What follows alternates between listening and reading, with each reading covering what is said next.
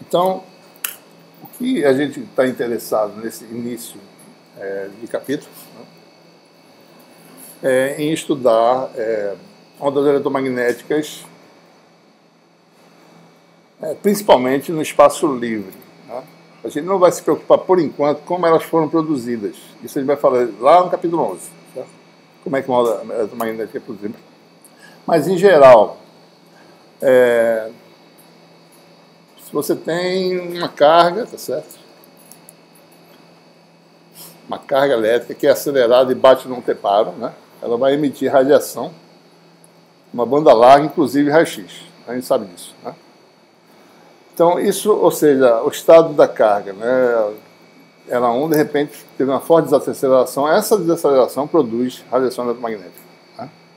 Luz síncroton, né? Os elétrons ficam permanentemente num movimento circunferencial, certo?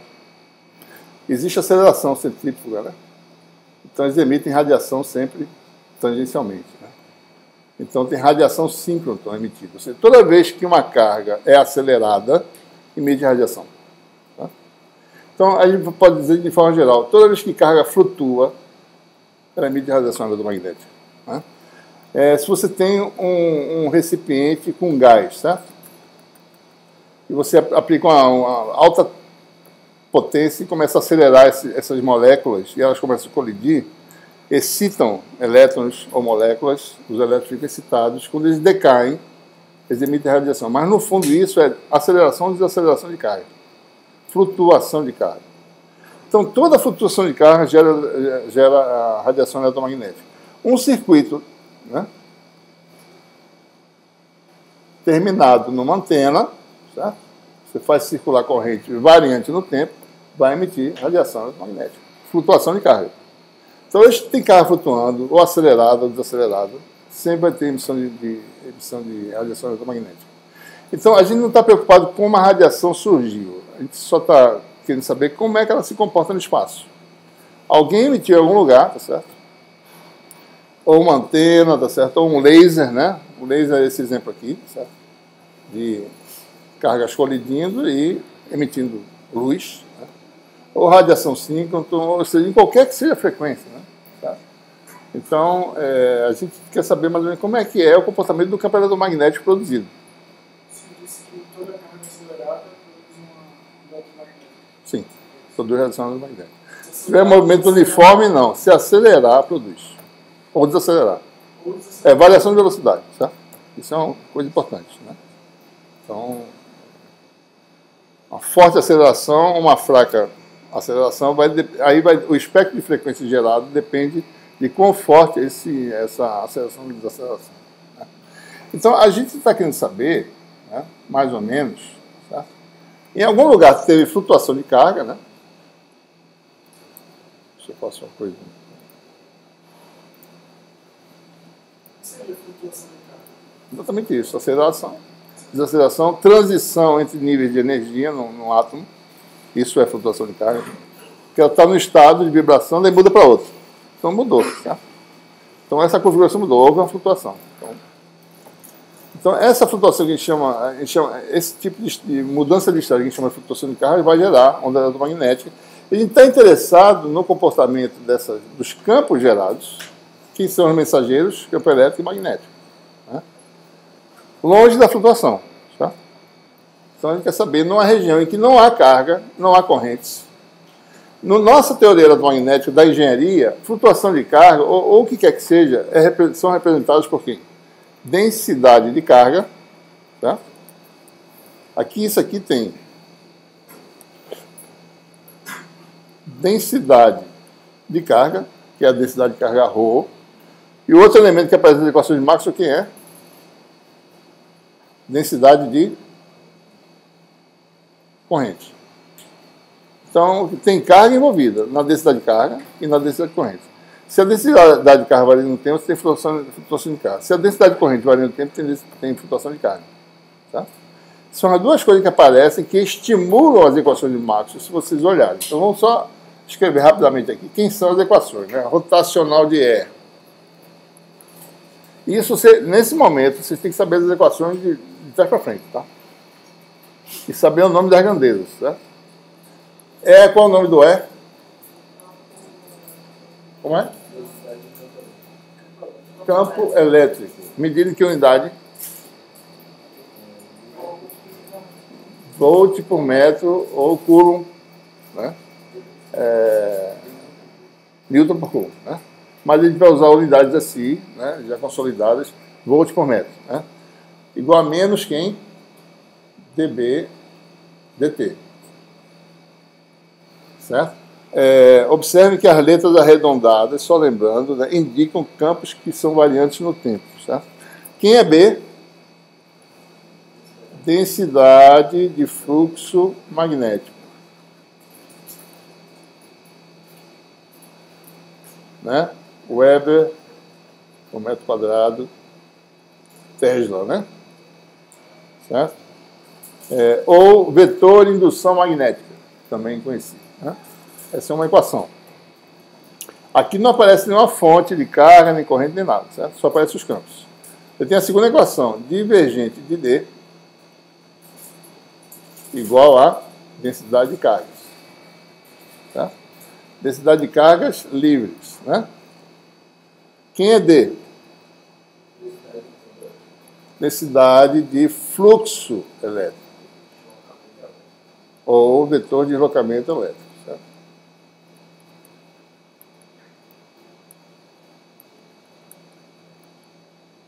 Né? Daí já apareceu a primeira conexão entre coisa que flutua e o que ela produz. Tá?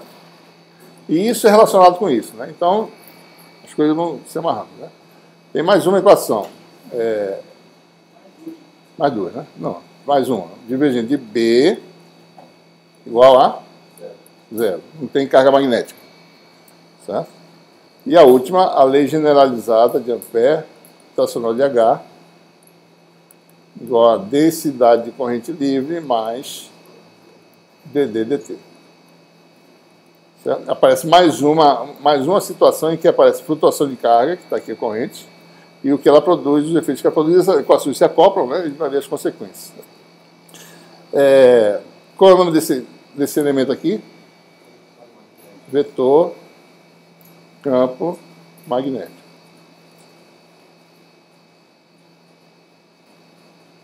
Aqui é o deslocamento elétrico, ou vetor de densidade de fluxo elétrico, né?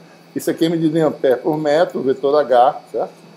Densidade de corrente, ampere por metro quadrado, né? Deslocamento elétrico, coulomb por metro quadrado. Certo? Então, isso tem que estar bem conhecido. Daí tem relações constitutivas, né?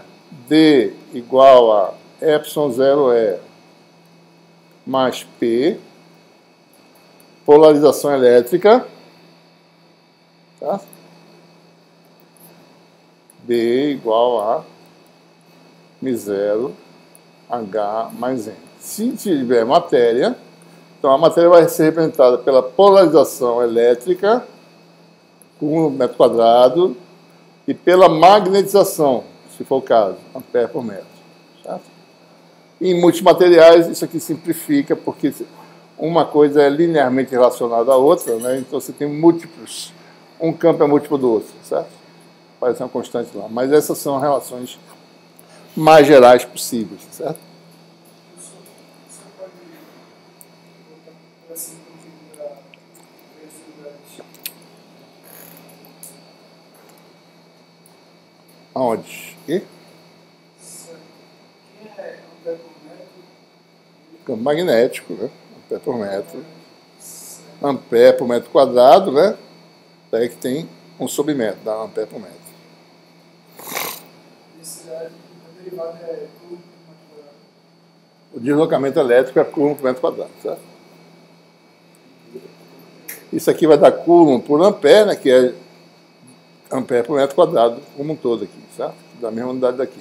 Isso aqui é corrente de deslocamento, né? Certo?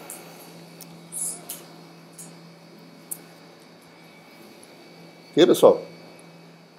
Então, aí são as equações que tem as fontes, né? As fontes que aparecem, né? Aqui são a geração do campo, vem desses dois elementos aqui, tá? Então, quando eles flutuam no tempo, você tem campos que flutuam e você tem campos que se acoplam, né? Variação do tempo de um tem a conexão com o campo elétrico. Variação do tempo do outro tem uma conexão com o campo magnético. Tá? Tudo produzido pelas flutuações de carga, né? Então, o que a gente está interessado agora, nesse momento? A gente está interessado... Ou seja, a flutuação de carga está aqui, certo? Representado por quê? Por as grandezas que estão nas equações de Maxwell, Rho e J. Mas ele não está interessado em saber o campo aqui nessa região, certo? Ele quer saber longe, né? Ou seja, tem uma antena da Globo lá longe, para não fazer propaganda, da Jornal do Comércio, certo?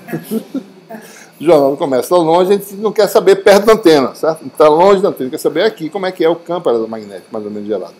Então, estamos interessados numa região onde, em princípio, não tem matéria, depois a gente introduz a matéria de novo, certo? Em que você tem aí a permeabilidade do vácuo, permissividade do vácuo, e as grandezas são E e H, e a gente quer saber nessa região aqui, fora, onde não tem flutuações, ou seja, J igual a zero, certo? Rho igual a zero. J e Rho são diferenciados só nessa região. Aqui onde eu estou estudando, esses parâmetros são nulos. Certo? Então, quais são as implicações nas equações de Maxwell? Né? Então, é isso que a gente está interessado. Certo? Vamos lembrar as constantes aqui, né, pessoal?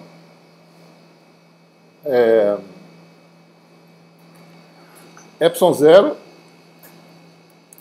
8,854 vezes 10 a menos 12 farads por metro. Lembre-se também que 1 sobre 4π epsilon zero é 9 vezes 10 a nona, certo?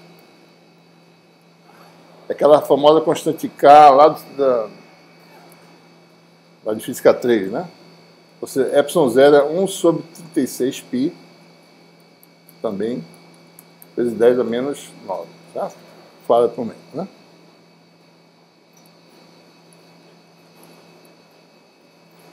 E a constante, a permeabilidade magnética do vácuo é 4π vezes 10 a menos 7 Henry por metro. Farad, unidade de capacitância. Henry, unidade de indutância. Tá? Muito bem. Então, o que a gente quer fazer? A gente quer saber o seguinte, longe das flutuações de carga, como é que é o comportamento desses campos elétrico e magnéticos? Tá?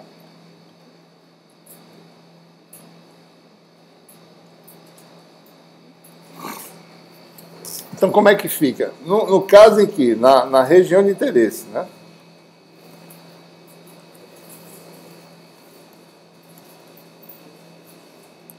Na nossa região de interesse, olhando para a figurinha aqui, certo? E essa região aqui, que nós temos J igual a zero, Rho igual a zero. E fazendo isso nas equações de Maxwell, o que acontece?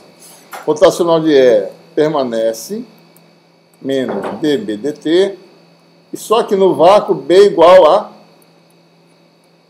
μ0 H, né? Seria μ0H mais M, mas M igual a zero, não tem matéria, né? M só aparece se tiver matéria, então é μ0H, então aqui é menos μ0 dH dt. Ao mesmo tempo, D igual a epsilon 0E. Você fica com divergente de epsilon 0E igual a zero, porque Rho igual a zero. Então, divergente de E igual a zero. Tá? Divergente de B, que é a mesma coisa que divergente de H, igual a zero. E rotacional de H igual a J, mas J igual a zero, mais dd dt, que vai dar epsilon 0 dE dt. Então, as equações estão inteiramente escritas em termos de que grandezas E e H. Né?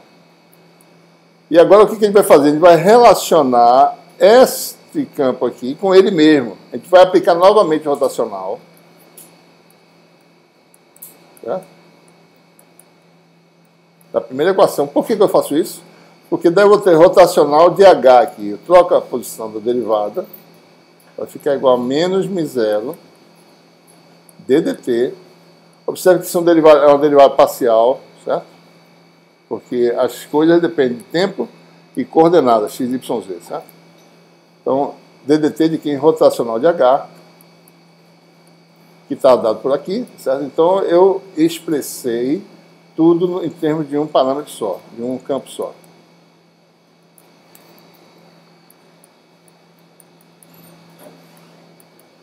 Então, jogando essa equação aqui, vai ficar menos μ0, ε0, né?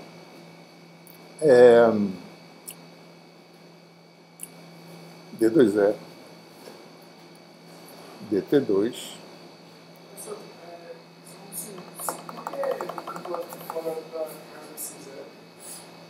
Por que quem?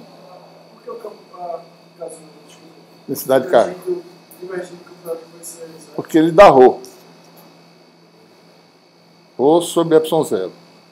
Era para ter aqui ρ sobre ε0, né? Divergente de D, que é ε0E, é igual a ρ. Então, divergente de E seria ρ sobre ε0. Mas ρ, na nossa região de interesse, é igual a zero. Nessa região aqui, ρ igual a zero e J igual a zero. Só são não nulos em cima aqui da flutuação. A gente está longe dela, certo? Nossa região é longe da flutuação. Tá? Certo? Então você tem equações homogêneas o tempo todo. Não tem... o termo não homogêneo sai. Certo? Existe uma identidade vetorial aqui para essa aplicação dupla do rotacional, que é conhecida, né? Vamos nos preocupar em saber de onde vem. Vocês podem derivar isso aí. Eu acho que já foi feito no capítulo 1. Isso aqui dá gradiente divergente menos laplaciano de um campo elétrico. Né? Aqui, tá certo? E o divergente do campo elétrico, por sua vez, está aqui, ó. Igual a zero. Então, nós temos aí o que a gente chama da equação. Isso aqui é menos, né? Fica menos, passa para o outro lado, fica menos μ0, ε0, d2e, dt2, igual a zero. É fácil perceber que isso aqui é 1 sobre comprimento ao quadrado. Isso aqui é 1 sobre tempo ao quadrado, certo? Isso aqui tem dimensão de 1 sobre velocidade ao quadrado, porque vai dar Vt ao quadrado, aqui vai dar comprimento ao quadrado. Se eu botar isso aqui, né? Isso aqui é uma velocidade, tá certo? Ou seja, 1 sobre raiz de μ0, ε0, né? Então, isso aqui, V2, é 1 sobre μ0, ε0. Né? Por que eu estou chamando de velocidade? Dimensionalmente apenas. Né? Isso aqui tem dimensão de velocidade. Porque fica assim, 1 sobre V2, isso eu só vou colocar aqui, que é laplaciano de E, menos 1 sobre V2, D2E, dt2, igual a zero. Então, observe, Vt é comprimento. V2T2 é comprimento ao quadrado, certo? Laplaciano é 1 sobre comprimento ao quadrado. Então está correta a dimensão. V é a dimensão de quê? Velocidade. Certo? Que número é esse aqui? Vamos ver. Quem é V2? 1 sobre μ0, que é 4π vezes 10 a menos 7. Tá? ε0, a gente acabou de falar, né? É 1 sobre quanto? Botei em algum lugar aqui. Está aqui. 1 sobre 36π, né? Vezes a menos 9, certo? Bota aqui. Só um minuto. Como é que pode ser velocidade? Se é falha por metro, onde está assim? Isso tem Faça as contas que você vai descobrir. Olha, isso aqui, tem alguma coisa errada nas contas da gente? Não, né? Então, eu não estou nem preocupado se é falha por metro nem por metro, certo? Quando você olha aqui que dá isso aqui, está certo. Ou seja, se você destrinchar de onde vem o falha por metro, né? Vai lá na equação, na lei de Coulomb, tá certo? Vê a dimensão de Epsilon em termos de Newton, etc, etc, você vai ver que vai dar corretamente a dimensão, certo? Então, 1 sobre ε0, isso aqui é μ0, ε0 1 sobre 36π, né? 10 a menos 9, né? Isso aqui vai dar 10 a menos 16, que dá 10 a 16. 36 sobre 4 dá 9, né? Extraindo a raiz vai dar V igual a quanto? 3 vezes 10 à oitava metros, porque então o sistema é SI, metros por segundo. Né? Que velocidade é essa, pessoal? Velocidade da luz, né? No vácuo. Tá? Então, vou chamar esse V de C. Certo? Então, aparece naturalmente a velocidade da luz no vácuo na equação para o campo elétrico. A equação, ou seja, no vácuo, né? No vácuo, não tem carga, não tem corrente. O campo elétrico satisfaz essa equação. Essa é chamada equação da onda. Certo? A equação da onda é assim. Derivada segunda, vamos olhar de forma bem simples. Derivada segunda espacial da grandeza. Imagine isso aplicado a cada componente, certo? Vai fazer isso aí. Menos uma constante derivada segunda no tempo igual a zero. Essa é chamada equação da onda. Certo? Bem conhecida. Ou seja, o campo elétrico satisfaz a equação da onda. A gente vai ver o que é a solução dessa equação já já. Tá? Então, resumindo aqui, né? Laplaciano de E. A gente vai ver como trabalhar essa equação já já. Menos 1 sobre C2, D2E, dt2, igual a zero, certo? C é a velocidade da luz no vácuo. Né? Vai ver que a velocidade da luz depende da matéria em que você está propagando essa luz. A luz, quando a gente chama de luz, não é luz visível, não. Luz é onda eletromagnética, certo? Em geral. Né? Ou seja, uma onda, quem vê aqui é o seguinte, se você pega 60 Hz, que é a flutuação da transmissão, certo? A velocidade de propagação dessa onda de 60 Hz é a mesma de uma onda luminosa, feixe de luz no visível. É a mesma velocidade. C, certo? No vácuo. Certo? Se eu mexer também, se eu fizer as modificações, se eu manipular as equações de Maxwell e expressar tudo em termos do H, né? Vou usar lá que divergente de H é igual a zero, etc. Vou obter também Laplaciano de H menos 1 sobre C2, D2H, dt2, igual a zero. Equação da onda também para H. Tanto para E quanto para H. Ou seja, quem precisa saber é como é que é a solução dessa equação. Né? Se ele souber para uma componente, vai saber em geral, né? A solução dessa equação. Certo? Então vamos fazer essa análise. Né? Vamos analisar isso. Então, ambos os campos satisfazem a equação da onda. O parâmetro velocidade é a velocidade da luz no vácuo. Né? E vamos ver qual é o comportamento dessa função E e H. E e H são funções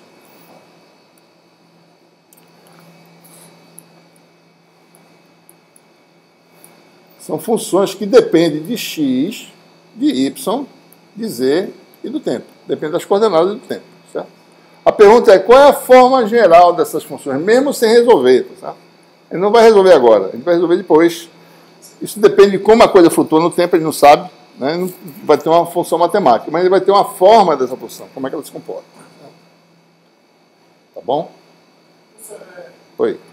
A equação da onda, na visão do campo eletromagnético, densidade de campo eletromagnético e densidade de campo elétrico é a mesma. Não é a mesma. Eles têm dimensões diferentes, o elétrico é diferente do magnético. Né? Um é medido em outro por metro, outro em ampere por metro. Tá? Mas tem comportamentos funcionais parecidos. Tá? Por exemplo, se um é seno de x menos t, outro também é seno de x menos t, ou cosseno. Tá? Parecido. Tá? A forma como eles dependem das coordenadas é parecida. Tá? Certo. Então, a equação da onda eletromagnética, quando você trabalha com H, que é o campo magnético. Peraí, não entendi a pergunta, mas repita. Quando você trabalha com a equação da onda na forma do H, você trabalha com a equação da onda magnética. Para o campo magnético. O campo magnético satisfaz uma equação diferencial que a gente chama de equação da onda, que é a mesma equação diferencial que é satisfeita pelo campo elétrico. Tá? Ambos satisfazem a mesma equação diferencial. Equações diferenciais têm soluções gerais. Né? Então, é de se esperar que as soluções para os dois sejam funcionalmente parecidas. Tá? É isso que a gente vai concluir. Né? Então, como é que a gente resolve isso? Né? Apesar de ser muito genérico, mas como é que a gente pode tentar ver, elucidar mais ou menos o comportamento dessas grandezas? Né?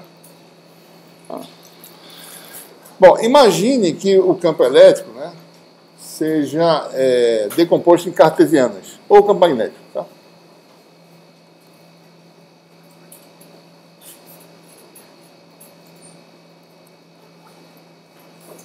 Mesma coisa para o campo magnético, né?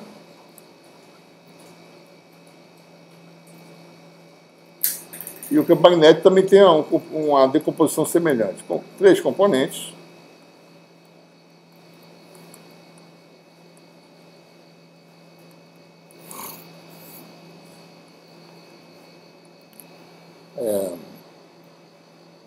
Então, quando você faz Laplaciano de E, certo?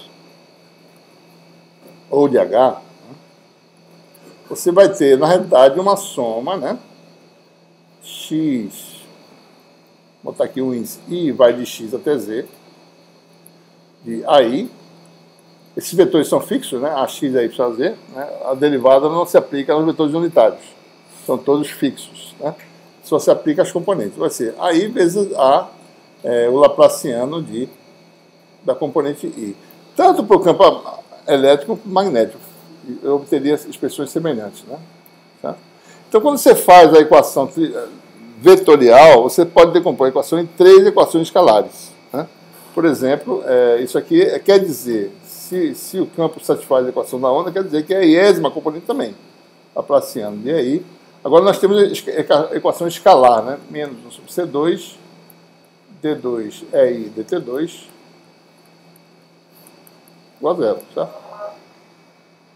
Mesma coisa para H, ou seja uma função psi ou a iésima componente do campo ou elétrico ou magnético, certo? Então a gente quer analisar essa equação diferencial. Como é que que tipo de solução ela vai ter, certo?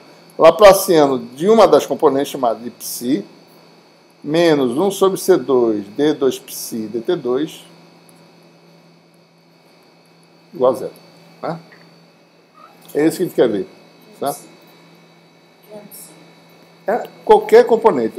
X, Y, Z, HX, HY, Z. A gente quer saber só o comportamento das componentes. Chama de psi qualquer uma dessas componentes. Certo? Ok? Bom, então o que a gente vai fazer o que é solução geral da equação da onda. É isso que a gente está fazendo agora, tá? Em que sistema de coordenadas a gente expressou os campos em cartesiana, né? Em coordenadas.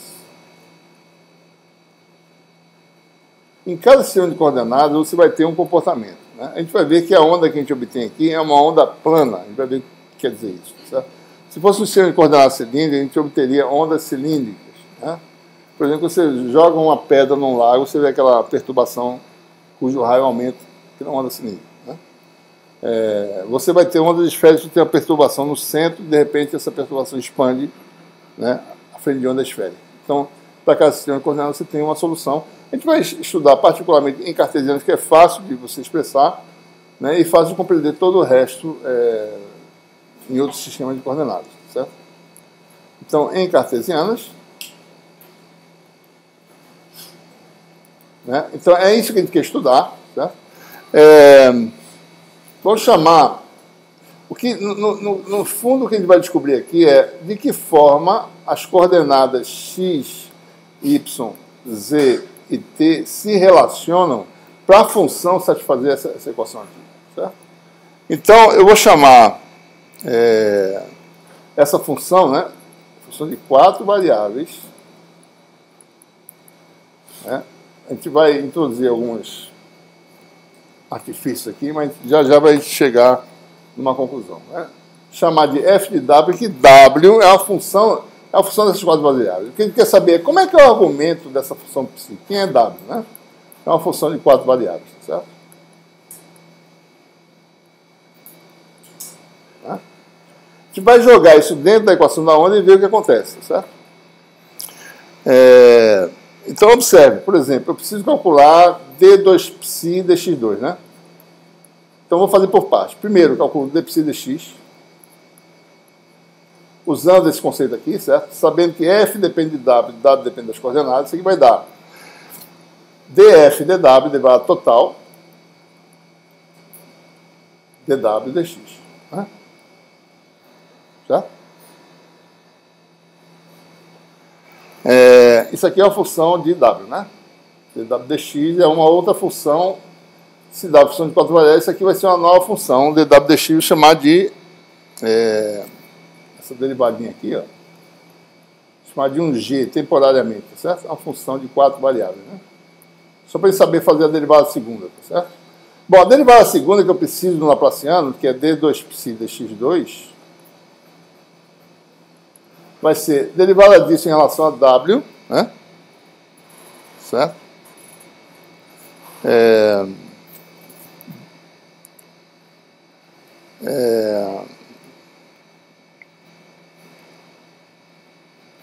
Ou seja, isso aqui é d dx, né? Isso aqui, né? De g df dw, né? Então, por partes, tá certo? Né? G df dw, derivada em relação a x. dg dx, que dá d2w dx2, vezes isso, né? Derivada do produto aqui, certo? dg dx vai dar d2w dx2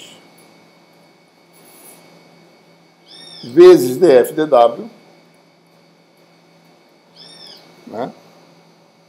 Mais g, que é dw dx, né? Derivada disso em relação a x. Então vai dar derivada disso em relação a w, d2f dw2.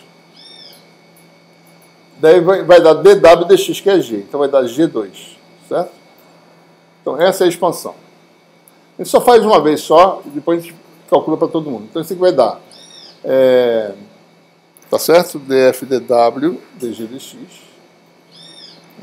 d2g dx2, né? ddf dw, né? E daí isso aqui, ó. df dw, d2w dx2, mais g2, que é dw dx ao quadrado, d2f dw2. Certo? Pronto, eu calculei uma derivada segunda, certo? Lembrando, né? Laplaciano de psi é a soma das derivadas segundas, né? Em cartesianos. Só um minutinho, deixa eu só escrever isso aqui que eu esqueci de falar. O Laplaciano em cartesianos é isso aqui, né? Eu estou calculando uma delas, que é a derivada em relação a x. Certo? Diga. G ao quadrado. G ao quadrado. No final é esse. Ó. dg dx, que é d2w dx vezes df dw, mais isso vezes a derivada de g em relação a x. Né? Tá errado aqui, né? No final é esse. Peraí. Na última linha. Hã? Na última linha você colocou d psi sobre dx. Sabe? Lá embaixo. Peraí, deixa eu ver aqui, peraí. Vamos fazer isso aqui, ó. Da dg dx, que é dw dx de novo, d2w dx vezes df dw, mais df dw, dg dx, né? Que dá df dw, dg dx, de novo, peraí. Peraí, acho que eu estou fazendo errado aqui, peraí. Ó, derivada deste vezes esse, né? Que é a derivada segunda, né? Mais g vezes a derivada disso em relação a x, tá certo? d dx e df dw, não é isso? Que é derivada disso em relação a w, tá? d2f dw2, dw dx, que é g, certo? G vezes G, G ao quadrado, certo? Não está correto, né? Certo, pessoal? Então, em resumo, né? Ó, d2π dx2 é isso aqui. Então, tem essa soma aqui, menos 1 sobre C2, né? d2π dt2, certo? Que vai obedecer uma regra semelhante. O que vai acontecer? Quando eu somar tudinho, vai dar df dw, d2w dx2, mais d2w dy2, mais d2w dz2. E aqui vai dar d2f dw2 vezes a soma dos quadrados disso aqui, certo? e vai ser menos 1 sobre C2, algo semelhante. Ou seja, quando você recompor tudo, certo? Aí vocês façam com calma, tá certo? Você vai ter algo assim, né?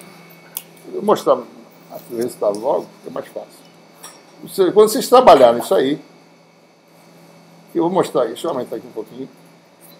Né? A gente acabou de fazer, né? D2π dx2, a regra é essa, né? Derivada em relação a x ao quadrado, derivada segunda, mais derivada primeira, derivada segunda de W, né? Então você obtém resultados semelhantes, certo? Laplaciano de φ agora vai ficar... O importante aqui observar é um termo cujo coeficiente é isso, que dá a soma dos quadrados. E um termo cujo coeficiente é a derivada primeira, dá a soma das derivadas segundas, certo?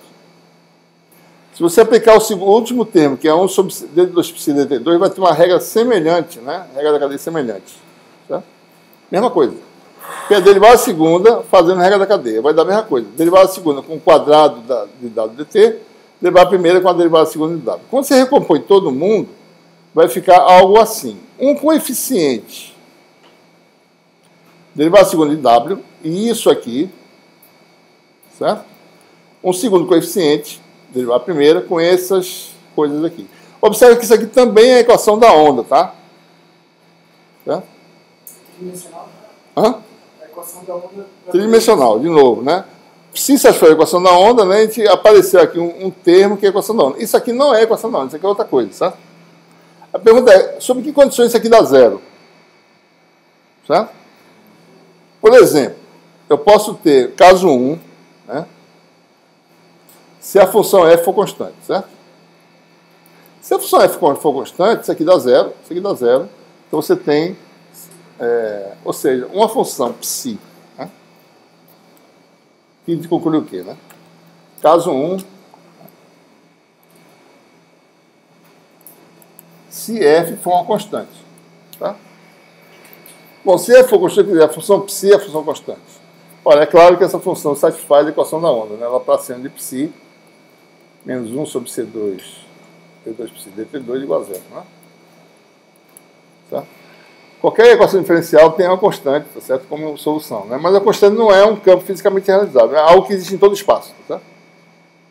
O campo elétrico existe em todo espaço não é possível, né? Nem o campo magnético. Tá? Constante, sem variar. Né? Então não é fisicamente realizável, é uma solução matemática apenas, tá? Mas no problema, quem é psi, quem é f, quem é g, Vamos recapitular, né? O campo elétrico tem 3 componentes, ou o campo magnético também, não tem? Tá? certo. 3 componentes. Uma componente de qualquer um desses é chamada de psi. Certo. Tá? E psi foi expresso como f de uma função w, e w é uma função de x, y, z e t.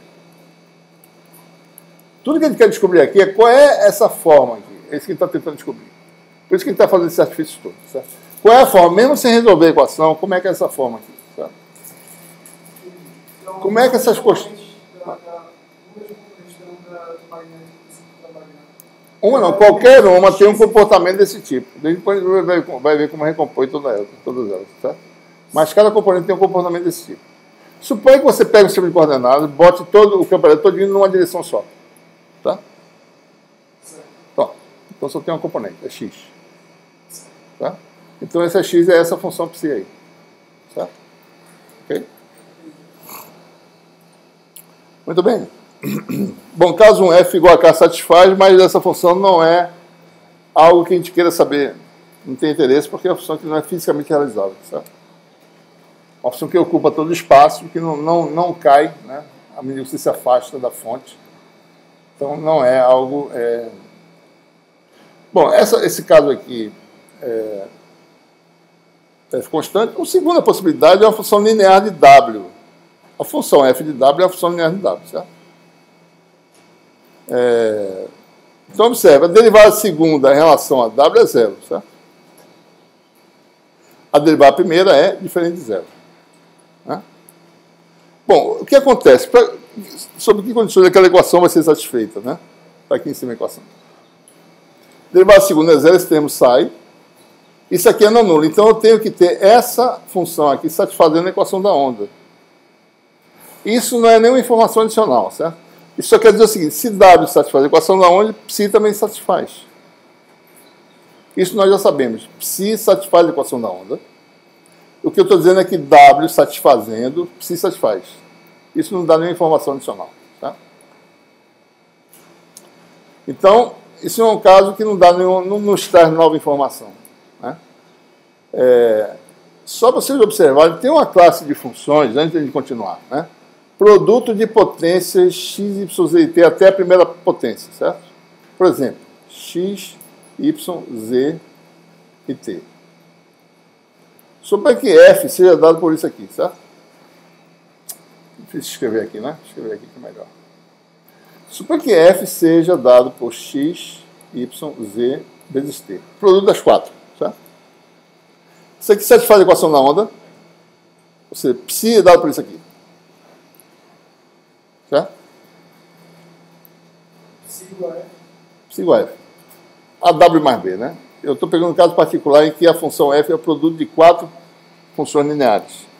Ora, derivada segunda de psi dá zero, certo?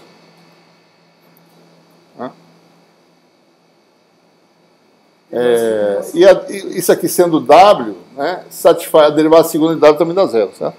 Observe que o que nós temos aqui são dois fatores, né? Só preciso observar, né? Ó, D2F, DW2 dá zero, certo? DFW não dá zero, mas D2W, DX2 dá zero, D2W. W é aquele produto. W é isso aqui também, certo? W igual a F. Né? Então, essa função, dessa forma, satisfaz a equação da onda. Aí nós temos o primeiro caso em que a função varia no espaço e satisfaz a equação da onda, certo? Mas essa função também não é fisicamente realizável.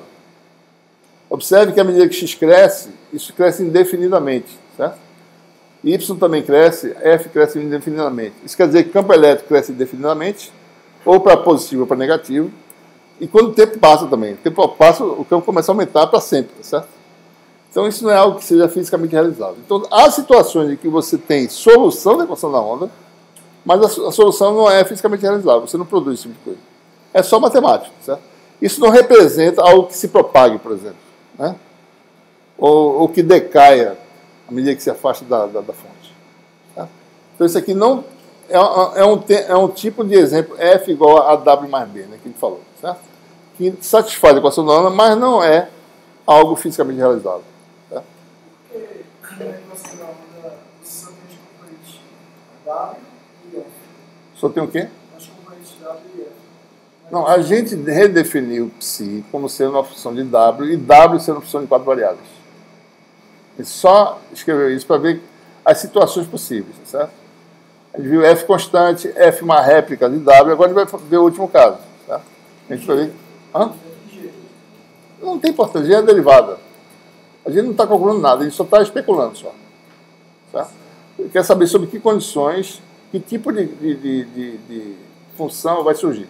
Tá? A gente está vendo que, por exemplo, essa função aqui não dá nenhuma informação, a gente está mostrando um caso particular que não funciona. Tá? Né? A função f constante não é fisicamente realizável. Agora vamos fazer um caso em que você tem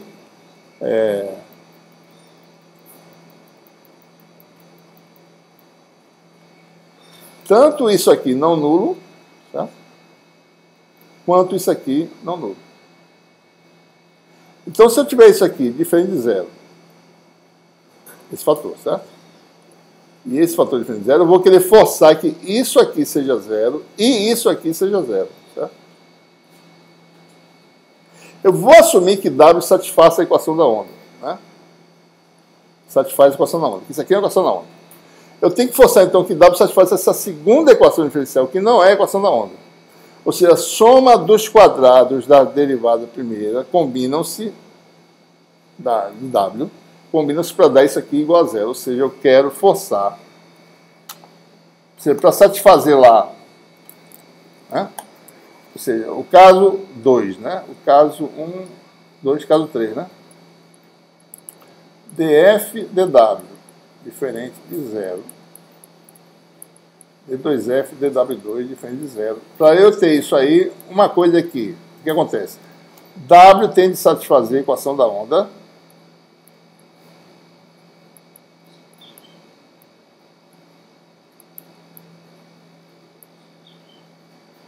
E W satisfaz uma equação diferencial nova, tá certo? Que é aquela soma dos quadrados. dW dx mais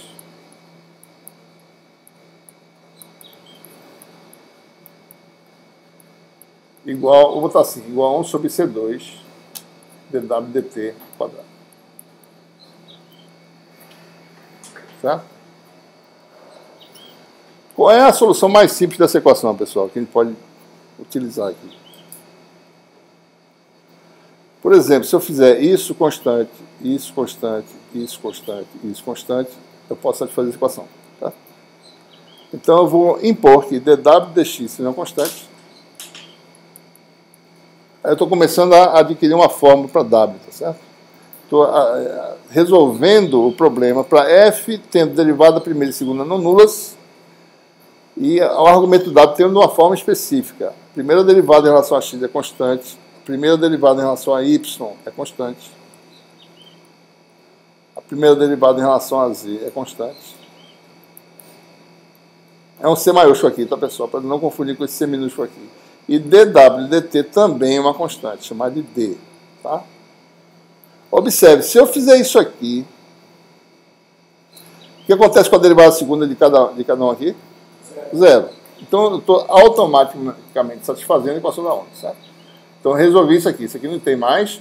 Então se eu forçar que isso aqui sejam constantes, desde que A2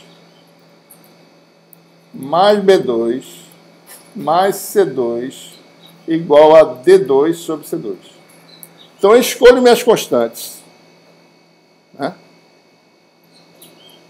Tá? Tal que A2 mais B2 mais C2 igual a 1 sobre C2 D2.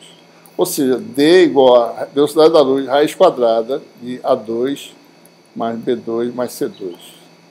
Eu creio que seja essa escolha que eu fiz aqui, né? Deixa eu ver aqui.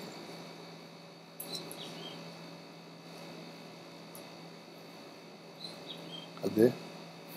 Não, eu fiz diferente, né? Chamei de DC, tá certo? Eu chamei isso aqui, ó, para não ficar esse C aqui na frente, eu fiz assim. Eu fiz dW dt igual a 1 sobre C, né? Porque tem 1 sobre C2, eu chamo isso aqui de DC, tá certo? Né? Só botar uma constante aqui. Então fica A2 mais B2 mais C2 igual a D2. Né? Certo? A2 mais B2 mais C2. Se isso aqui é DC, vai dar D2, C2, cancela o C. Fica A2 mais B2 mais C2 igual a D2. Certo? Para não ficar carregando esse C o tempo todo. Tá? Ok? Bom, quem é a função W que satisfaz essas propriedades? Vamos lá. dW dx igual a A, certo? Vamos integrar. W é uma função AX, né? Mais uma constante, mas não é uma constante não, mais algo que não depende de x, mas uma função G1, Y, Z e T. Tá? Porque derivado sem relação a x dá zero, né? dW dy igual a B. Jogando essa equação aqui, vai dar o quê? dg1 dy igual a B. Integrando, vai dar g1 igual a by mais g2 zt. Tá? Continuando com esse processo, você vai ter aí, vem para cá.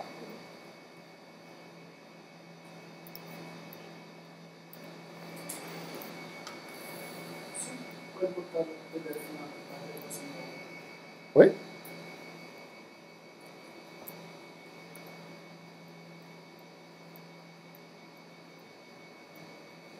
É isso aqui? Então, o cientista que eu quiserava era da primeira equação, certo? Eu tô fazendo isso não nulo. Só que a primeira equação não é nula. Eu estou dizendo que isso aqui não é nulo. Eu estou impondo que isso aqui dá zero. Então, A2 mais B2 mais C2 tem que ser igual a D ao quadrado. Daí eu consigo zerar. Ah, é essa parte, sabe? Mas certo? D2 DF, D2F sobre DW2 não dá zero. Não dá zero. Eu estou fazendo com que seja não nulo isso aqui também. Estou zerando isso e isso. Certo? Ok?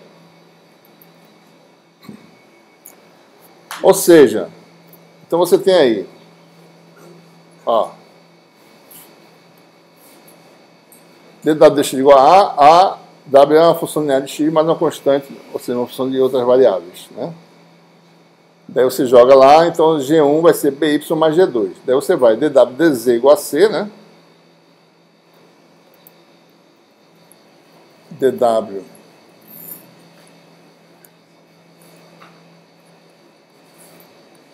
igual a C, então W é dw, isso aqui vai ser dg2 dg, né? dg2 dz igual a C, porque W nessa altura do campeonato vai ser AX mais BY mais G2 de ZT, né? Então, dw dz, né? Vai dar dg2 dz igual a C, então G2 é igual a CZ mais uma função agora G3 de T, né? E dw dt vai ser derivado disso aqui, vai ser derivado total agora, dg3 dt. Eu chamei de dc, não foi?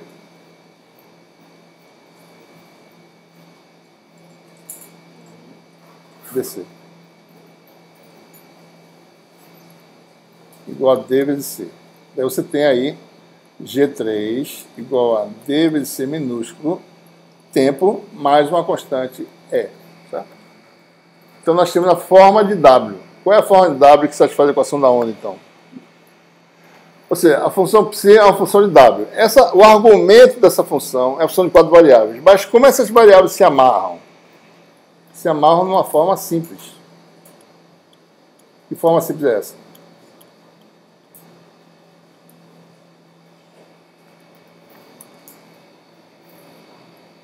W é igual a quem?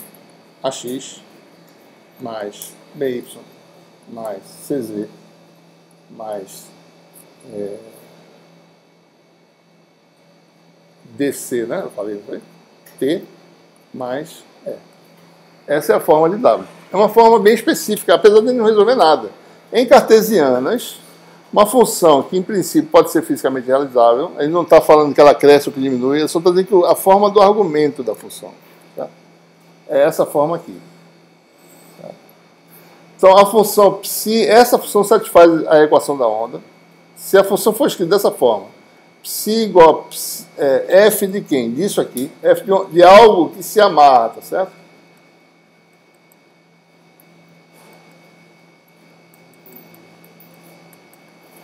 Então, o argumento sempre tem que ter esse jeitão aí. Tá? Para representar essa coisa que a gente chama de onda. Onda quer dizer, a noção de onda é o quê? Algo que se propaga, certo? Que se propaga no tempo. Algo que se propaga, que evolui no tempo, né? Sai do lugar, certo? Né? A gente espera também que a coisa não caia, não se dissipe, né? O vácuo não dissipa, né? Então, o campo passa, tá certo? Sem ser dissipado. A intensidade pode cair, pode ser que ele se alastre, tá certo? Né? Se você tem uma perturbação assim, cilíndrica, né? Pode ser que caia a amplitude porque está se alastrando, mas se você medir a energia que passa numa seção transversal, é sempre a mesma. Só é DCT, né? DCT, DCT aqui, certo? Pessoal, o que significa isso aqui, né? Certo? Vamos ver.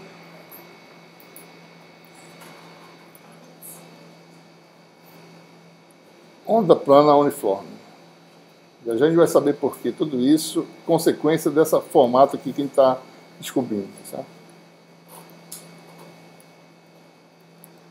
Essas constantes são arbitrárias, mas a gente vai ter um significado para isso. Certo?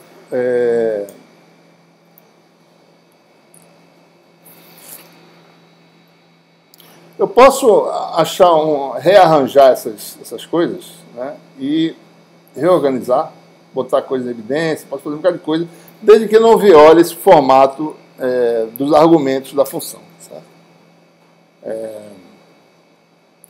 Então, por exemplo, vamos fazer um tipo de escolha específico para ele poder compreender bem o que é essa função. Vou chamar de psi mais, tá certo? A gente, o que foi fazer? Ele botou DC em evidência, né? Daí aqui está a função dct, né? E botou um sinal na frente das constantes. Ele fez A se transformar A em menos A. Como essas constantes são arbitrárias, pode botar o sinal que quiser. Botando menos A aqui, menos B, menos C. Deixei aqui mais e fiz isso aqui igual a zero, certo? Só para simplificar.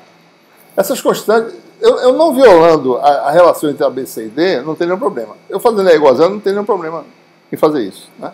Se eu fizer igual a zero e mudar os sinais aqui, menos A, menos B, menos C, boto o DC em evidência, eu tenho essa forma aqui inicial, tá certo? Né? DC em evidência, ficou AX mais BY mais CZ. Aqui tem A2 mais B2 mais C2 igual a raiz quadrada da D. C cancela, então é a mesma forma original. Eu chamei de psi mais. Se eu botar um mais aqui, eu vou chamar de psi menos. A gente vai ver por que esse mais e menos já já, tá certo?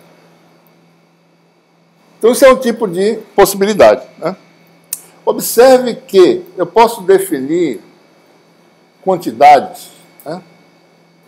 Observe que eu tenho uma fração A sobre isso aqui, ó. Certo? Vou chamar isso de o x. Esse primeiro termo aqui envolve o A sobre isso, né? Vou chamar de o x. Da mesma forma, o y vai ser B sobre, sobre o D, né? É a x, B, y, CZ, né? Oi? Seria a x, B, y, CZ, né? Tá aqui. A x mais B mais CZ. Como eu botei isso aqui em evidência, ficou aqui embaixo, certo? Isso é o lado, assim, levou o x. Não entendi. Tem uma coisa errada aqui? Não, quando desce só notação, eu acredito. Para baixo. Para baixo. Não, no x. No x, né? Aonde? Essa página. Isso aqui tá... Que deveria ser a x, né? Não. É a constante mesmo. O x é um número constante. É a razão entre A e D. Isso aqui é A sobre D.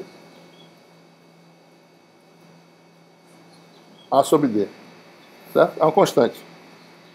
É A sobre B. O x é A sobre D. O y é B sobre D. E o z é C sobre D. Certo? Então, o que nós temos aí? Se você olhar aqui... Onde é que tem a descrição do PPD? Hã? Foi definido agora que o é... Estou definindo agora. Vamos definir o x igual a isso aqui, o y igual a isso, o z igual a isso. Né? Então, aqui você vai ter o quê? O x vezes o x. Então, a função fica assim, ó, psi mais f de dc, né? Vezes t menos. Daí aqui vai ter o quê? O x vezes x sobre c. 1 sobre c, né? Então você vai ter o x vezes x mais o y vezes y mais o z vezes z. Certo? Tá? Observe que o x ao quadrado mais o y ao quadrado mais o z ao quadrado vai dar quanto? Vai dar A2 mais B2 mais C2 sobre A2 mais B2 mais C2. Dá 1. Certo? Então eu posso dizer que isso aqui é um vetor unitário. Certo? Componentes, o x, o y, o z. Né? U é um vetor, um versor.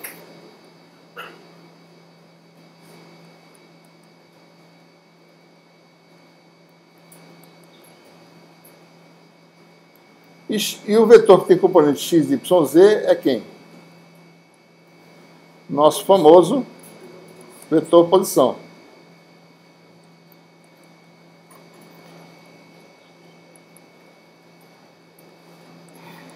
Ou seja, esse tipo particular de solução, que a gente chama de psi mais, tem forma f, né? D, que é uma constante, vezes C, T menos o produto escalar com X sobre C, né?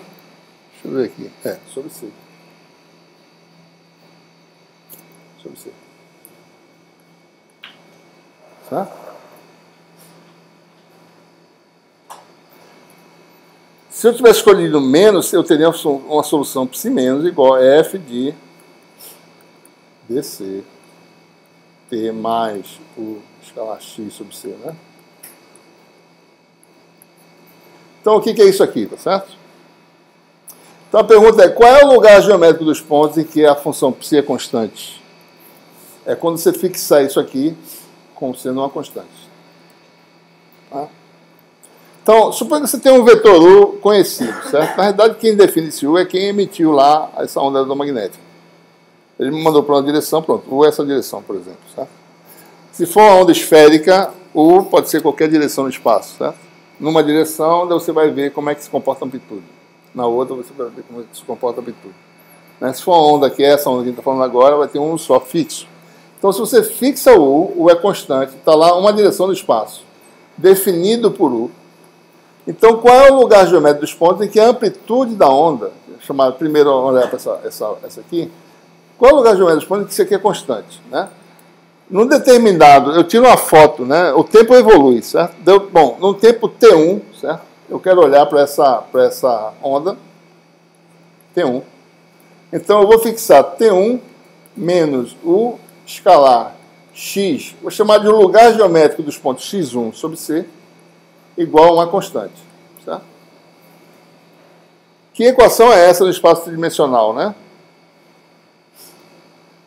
Ora, sem a gente mexer em nada aqui, é produto escalar de U com x.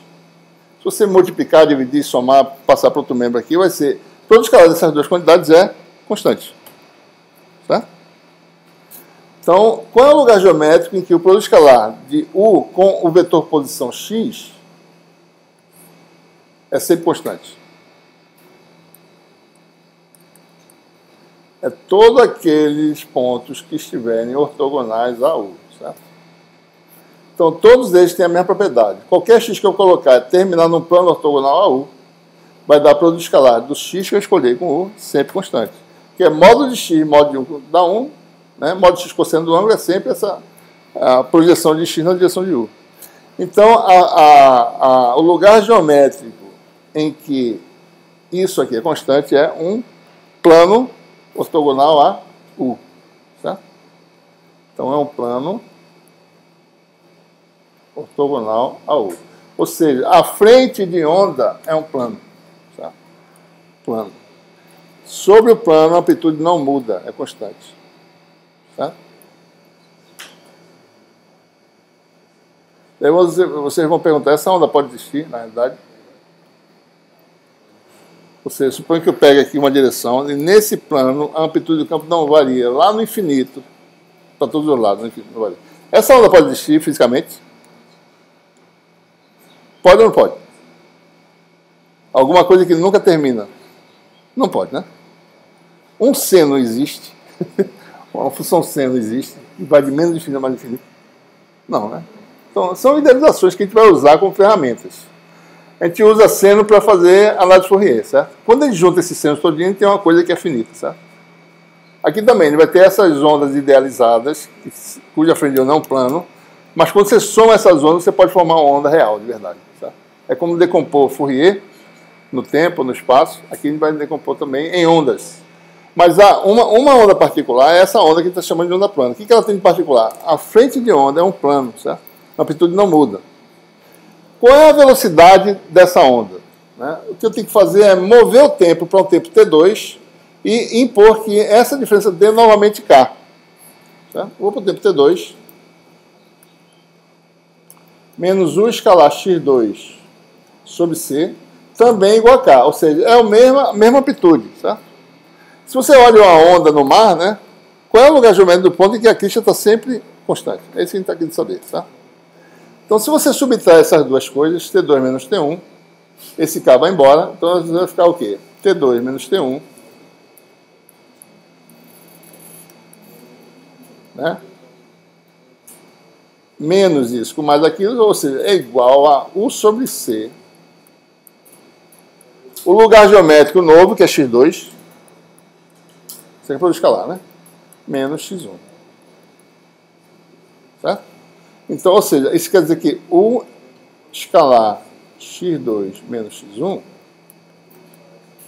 é igual a c vezes t2 menos t1. Né? Ora, vamos fazer um desenho simples aqui, eu vou mostrar um desenho mais complicado. Aqui está o lugar geométrico no tempo t1. Aqui está a extremidade, aqui é a origem, tá? Todos os pontos x1 terminam nesse primeiro plano aqui. Daí eu movi o tempo para o tempo t2. Esse plano está em algum outro lugar, certo? Está terminando nos pontos x2. Quem está dizendo? Isso aqui é U, né? A direção de U é essa aqui. O sentido de U é esse aqui. x2 menos x1, produto escalar com 1, é esse comprimento aqui, ΔL. ΔL é quem? É x2 menos x1. É a distância mínima entre os planos. É o produto escalar com x2 menos x1. Quem quer que você colocar x2 e x1, se você fizer x2 menos x1, que é esse vetor aqui, ó. Produto escalar com U vai dar sempre ΔL, certo? Então quer dizer o quê? Que essa onda, isso aqui da ΔL, que é a distância mínima entre planos, ao longo de U, igual a C ΔT. Ou seja, quer dizer que esse plano se move com que velocidade? O plano se move no espaço com a velocidade da luz. Tá? A frente de onda se move no espaço com a velocidade da luz. Né? Algo mais ou menos assim, né?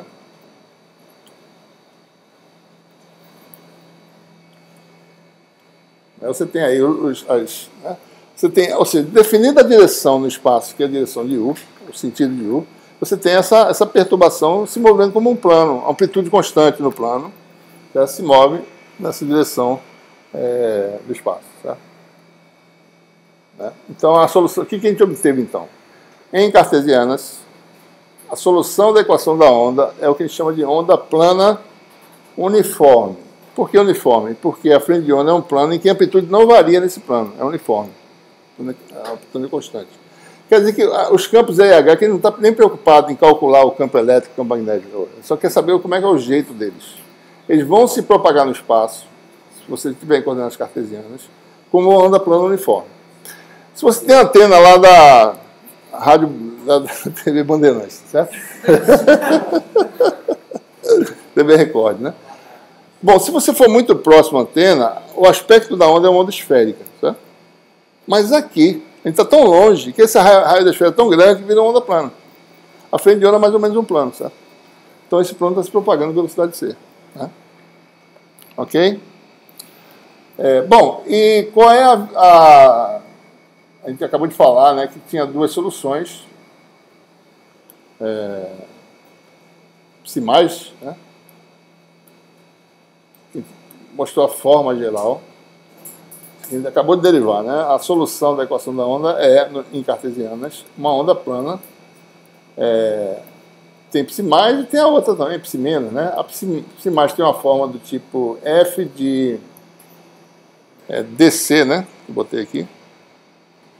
F de DC. Não, assim.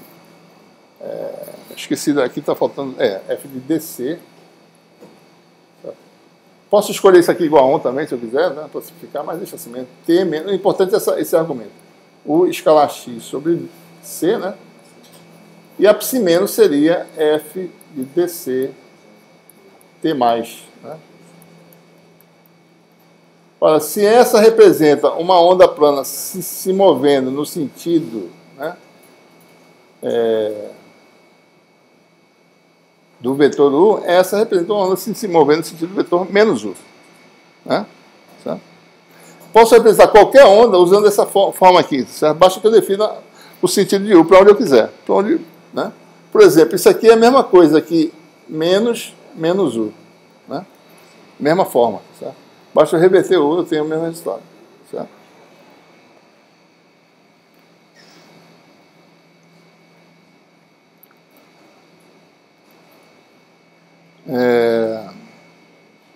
Alguma dúvida aí, pessoal? Tudo que a gente fez aí, tá certo? Foi para mostrar que o argumento tem que ter o argumento da função em cartesianas é uma função linear das coordenadas x, y, z e t. O que é uma função linear das coordenadas? Sempre vai representar uma perturbação que se propaga na direção em sentido de um vetor U específico, e ortogonal a esse U, a amplitude é constante. Certo?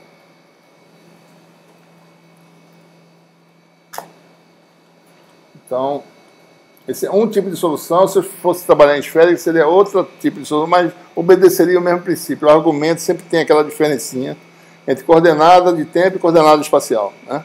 Para representar uma propagação. O que quer dizer isso? Mais ou menos isso aqui, né? Você tem as coisas se propagam, tá certo? Né? Aí tem um pulso gaussiano, tá certo? E um senoide se propagando, né? Se você parar o tempo, ó, é uma foto no espaço. Né? Se você soltar, você tem essas coisas se propagando, certo? A gente vai elaborar um pouco mais a respeito disso. Espero que dê tempo de fazer isso. Bom. Mas, por essa forma geral, as frentes de onda, qualquer frente de onda que eu pegar vai ser igual uma à outra, né? Porque se fosse, no caso, uma senoide, pegasse uma frente de onda, vai ter uma... Não, mas vê só. Vamos olhar para essa gaussiana aqui, tá certo? Tá? Suponha que ocupe uma região finita no espaço. Isso aqui é espaço, tá certo? Aqui está a região finita. Se você cortar aqui, eu posso dizer, bom, a amplitude vale isso aqui em todos os pontos desse plano aqui, para cá e para cá, certo? Mas observe, quando o tempo passa, eu ficar aqui parado, certo? Aqui é zero a amplitude, foi embora. Mas a frente de onda constante está indo embora, certo? Desapareceu aqui onde eu estava, mas está lá, constante. Se eu for acompanhando, ficar junto com ela, você sempre medir aquele campo elétrico de tantos volts por metro constante. Eu não observo a variação, eu só observo a variação se eu ficar parado aqui. Se eu ficar aqui parado, certo? Olhando para essa senoide aqui, eu vejo o campo fazendo isso, ó, aumentando e diminuindo. Certo? Se eu for junto, eu meço ela constante. Eu tenho que ir em que velocidade?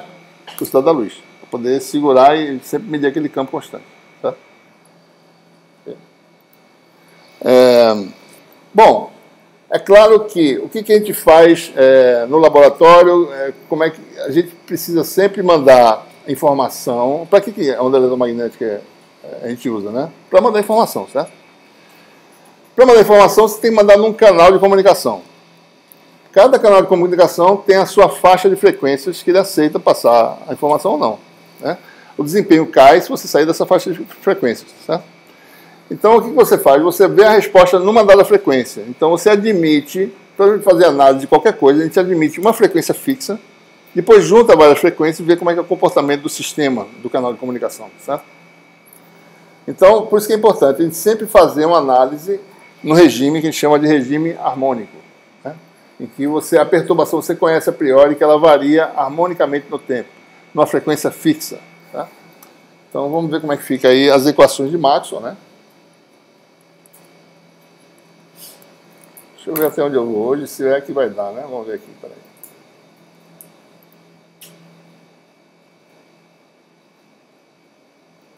Ele não vai falar em onda ainda não, só vai mostrar as equações de Maxwell, que realmente não vai dar tempo mesmo, né? Ele só vai mostrar como é que a gente faz a modificação das equações, algumas implicações, e depois a gente vai ver como é que é a onda no regime harmônico. Tá?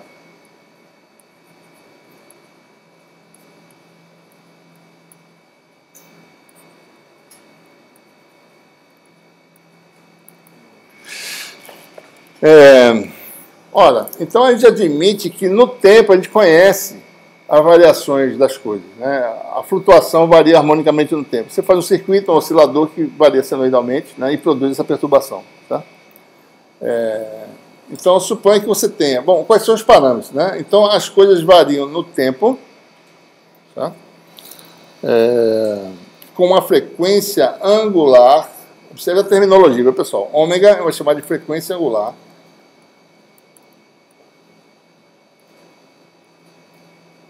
Né? E essa frequência angular é medida em radianos por segundo. Radiano é um número, né? É adimensional. É segundo a menos 1, mas lembrando que isso aqui tem a ver o quê? Né? Com ângulo, né? Por unidade de tempo. Quantos graus, quantos radianos angulares por unidade de tempo. Né? E isso também é relacionado à frequência em ciclos por segundo. Né? 2π vezes f. Tá? Então, se você faz isso aqui, cada 2π é uma volta, né? Quantos ciclos por segundo, certo? F é chamada a frequência F medida em ciclos por segundo, que também é a definição do Hertz. Né? Então, frequência temporal, tá certo? Eu vou começar a falar assim, porque a gente vai ter frequência espacial e frequência temporal. No tempo, né, nós temos F chamada frequência temporal. Tá? E ômega, a frequência angular temporal, associada às variações no tempo das coisas. Tá?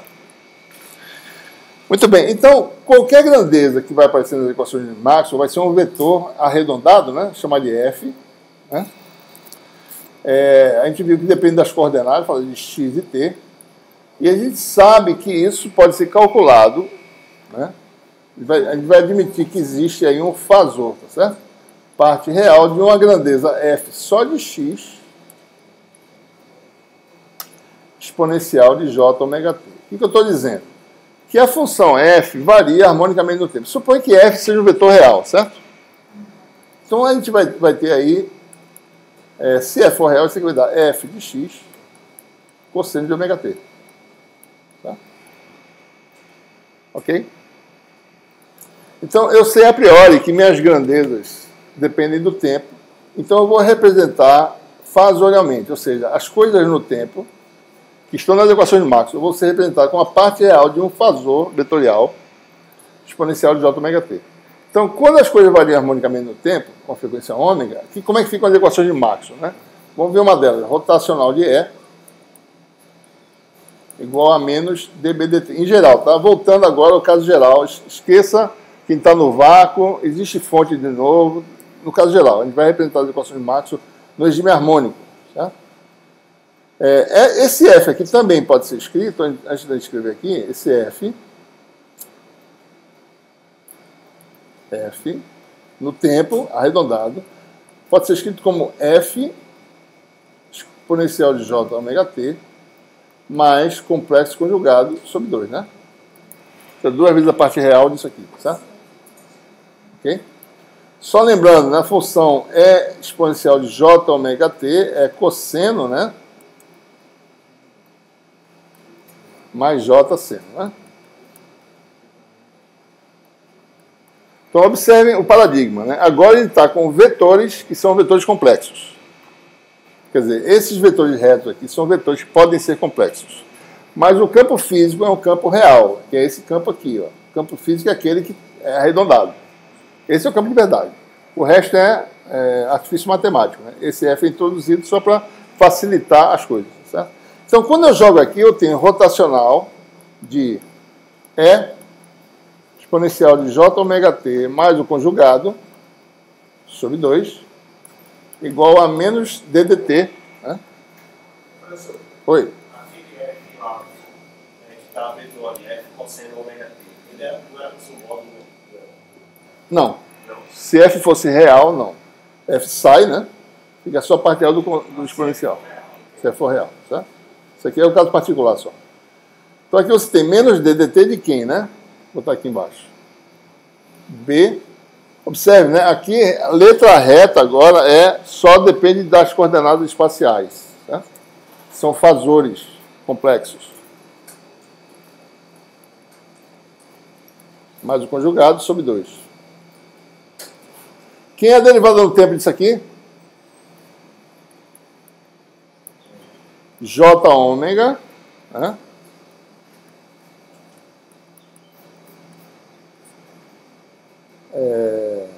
Mais o complexo conjugado. Não precisa nem fazer nada aqui. Mais complexo conjugado sobre 2. Então, para satisfazer essa equação, basta que eu faça o quê? Eu igualo isto aqui a isto. Porque se essa equação é satisfeita, o conjugado dela também é. Certo? Então, para satisfazer essa equação como um todo, basta satisfazer rotacional de E igual a menos j ômega b. Ou seja, se eu satisfaço essa equação, o complexo conjugado é automaticamente satisfeito. Por quê? Isso aqui é um real, tá certo? O operador lá para cima é real. Né? Então, o conjugado disso é o conjugado de E, o conjugado disso vai dar o conjugado disso aqui. Tá? Então, a equação para o rotacional de E, isso aqui vai embora, não tem mais tempo, certo? rotacional de E igual a menos J ômega B. Então, saiu o tempo da história, eu só tenho agora derivadas espaciais. Né? Isso aqui é só derivada espacial, não tem mais derivada temporal.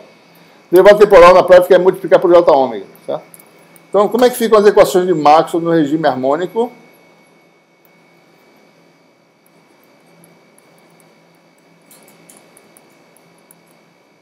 Observe as letras retas, viu, pessoal? Divergente de D igual a quem? Rho. Quem é Rho? Esse Rho aqui é o Rho redondo, que é um Rho diferente. Não dá para ficar muito diferente. É parte real de Rho exponencial de J ômega T. Tá? Então, esse é o Rho reto que está aqui. Tá? Então, são fasores, todos eles. Isso aqui depende só das coordenadas. Né? Divergente de B reto igual a 0. Rotacional de H igual a quem? O J reto, mais derivado no tempo, que é J ômega D. Tá? Aí estão as equações agora no regime harmônico. Tá? E a gente vai depois trabalhar com elas. Né? Não acabou ainda não, pessoal. Não precisa arrumar as coisas, que falta um pouquinho só. Certo? Eu só queria alertá-los. Né?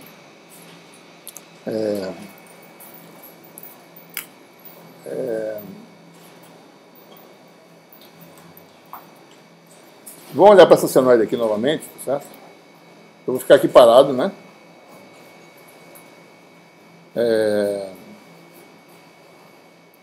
Então, se você botasse uma linha aqui parada, ficasse aqui, né? Se ficar aqui na origem, certo? Olhar só para a senoide, né? Essa oscilação aqui, tá certo? É essa variação no tempo ômega que a gente está falando, certo? Tá? Então, varia, né, com frequência ômega. Se você para num ponto do espaço, fica medindo o campo elétrico, está oscilando no tempo, tá certo? Com essa frequência ômega, né? Bom, uma coisa importante quando você lida com vetores complexos, né? O vetor complexo A, tá certo? O módulo dele, a gente sabe que lá no caso que não tem vetores complexos, o módulo do vetor é a produção escalar dele igual a mesmo raiz quadrada, certo? Aqui tem que tomar cuidado, né? A, né? Ele tem componente X, que deixa eu ver como é que eu escrevi aqui. No sistema de coordenadas qualquer, né? Vai ser AX, né? Módulo de AX. O vetor é assim, né? Módulo e fase, né?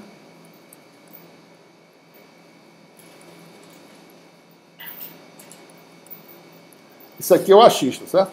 AX é um vetor complexo, um número complexo, né? Módulo e fase, né? A Y também. Isso depende de XYZ e alfa também, depende de XYZ, certo? Mais AZ.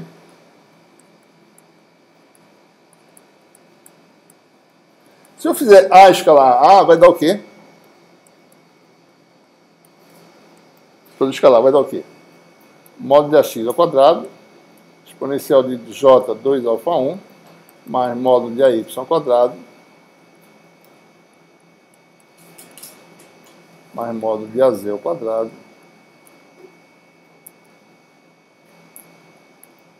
2 alfa 3, né? Certo? Não é um número real, né?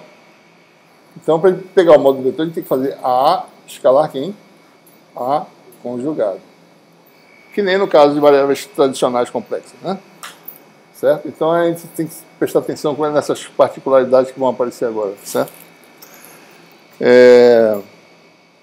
Acho que a gente para por aqui, né? Tá bom.